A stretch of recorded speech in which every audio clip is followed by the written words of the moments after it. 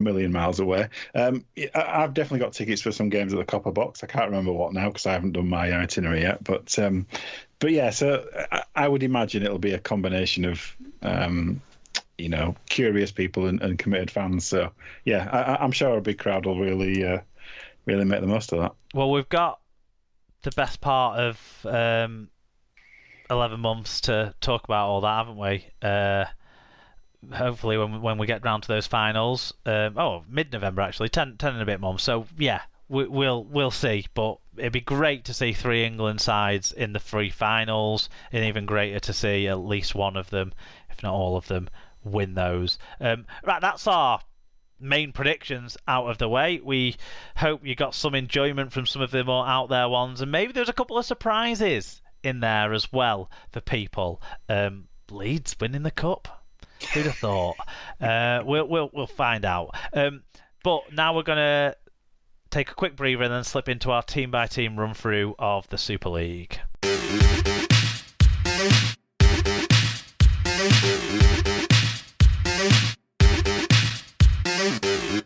So we move into the team by team section here. So here what we're going to do is when everyone was making their predictions for us on the Google form, we asked you to place every team. Not everyone placed every team, but we had enough of each team to work out average scores. And basically, from those average scores, we've ranked the teams 1 to 12. And we're going to go through the teams now in rank order from 12 to 1 from those average scores that people voted. This is where we're going to slip in any comments that we got from people as well about what they expected their team to do. Some people just kind of repeated their prediction of where the team would finish, so we're not going to go through all of those. Sorry, guys. And some people just didn't bother or didn't want to write out a comment of what they expect their team to do this year. So, and some teams don't get as many people get involved with us. Some teams we had quite a lot of people involved. So we'll float through it. We'll cover some of the ins and outs at some of the clubs, but we won't go through every single signing. But we will go through our predictions for where we're going to think people are going to finish. So, the team that ranked 12th from all the votes counted up was the newly promoted Toulouse Olympique. So, of course, last season they won the championship. They didn't enter the cup. Are they entering the cup this year? I assume they must be. No, I don't think so. Craziness. Well, I guess it's another flight that they can save. Although it might have been, if it was over here, a game where half the team could play, and that's maybe the main reason why people have put them in 12, isn't it? On the average positions, actually, they scored 10.7, which was the lowest.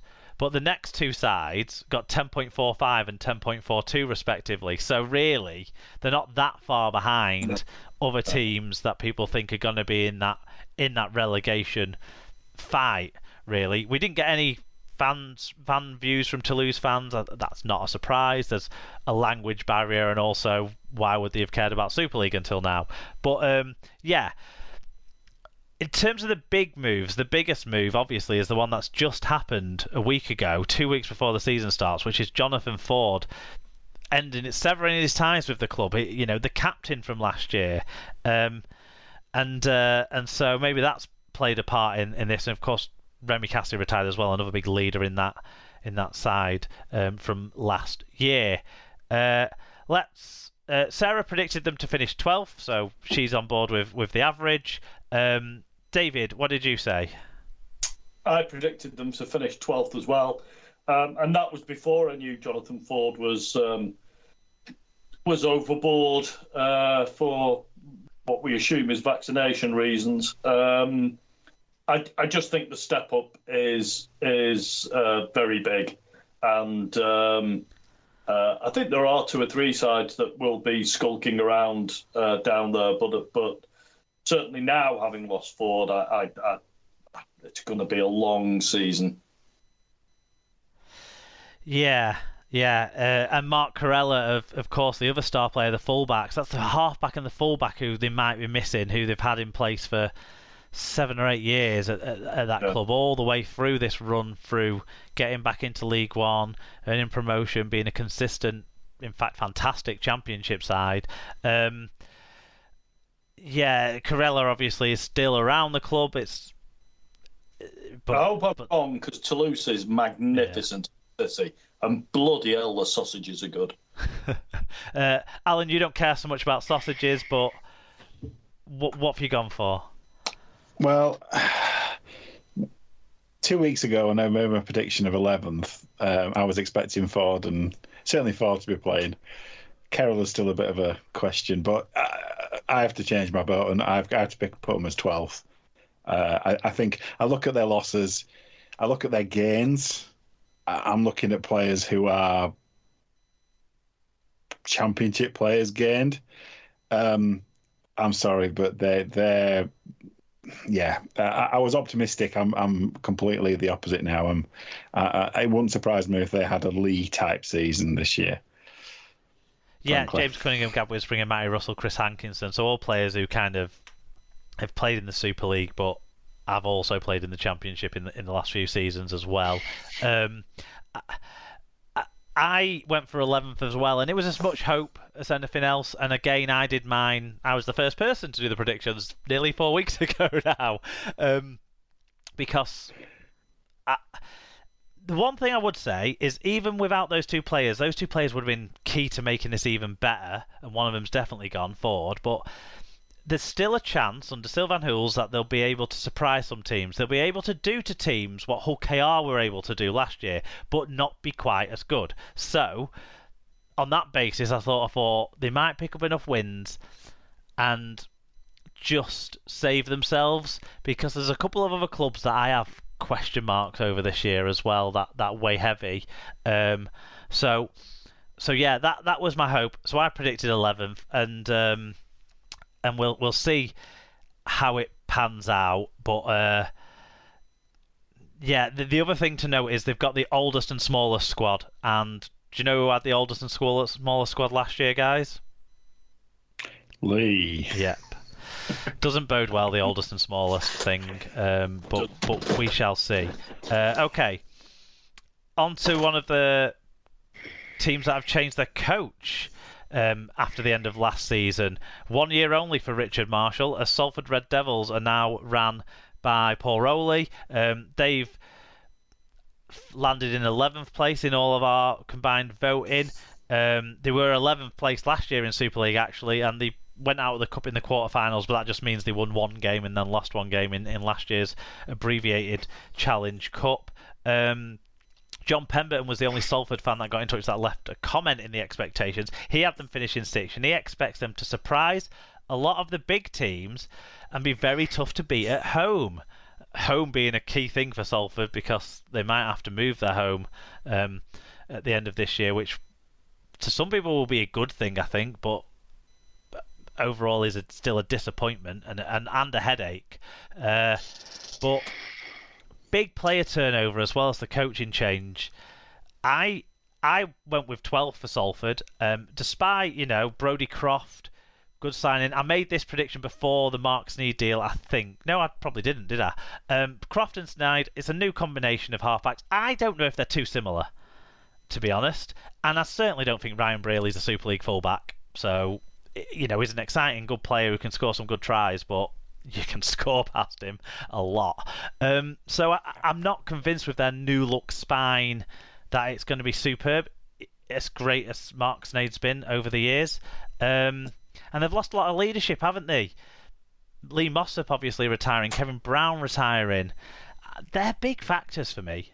So yeah. I worry a little bit about Salford, and I also worry that there'll be disgruntlement and maybe fans not getting behind them this year.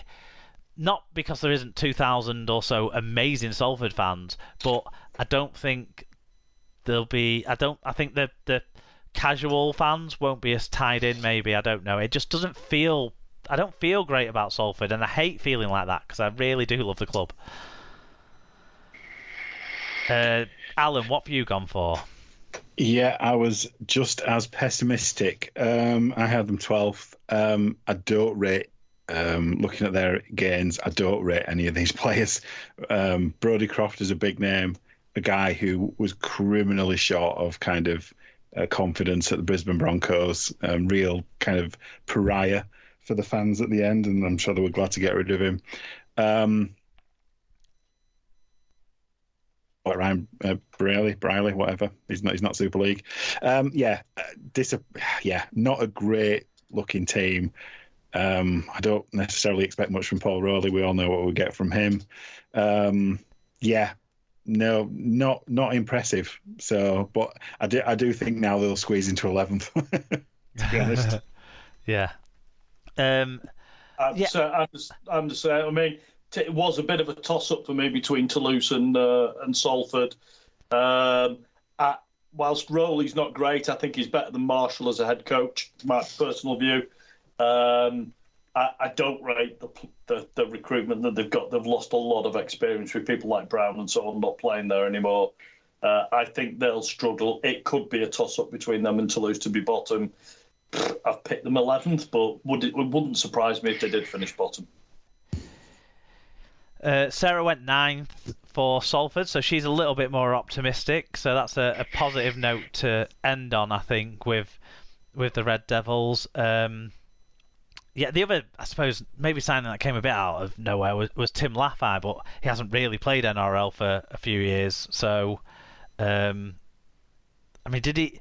He was in the not the Queensland Cup, the New South Wales Cup or whatever, wasn't he, for the Eels last year? He never played for the Eels in the NRL. It was very much a lower grades contract he had there. So, I'm not sure about that one either, but potentially exciting.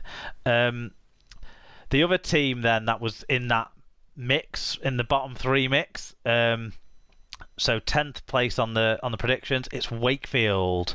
Another team with a big turnover. They changed their coach, but they did so just before the end of last season and got a good bump from that, didn't they?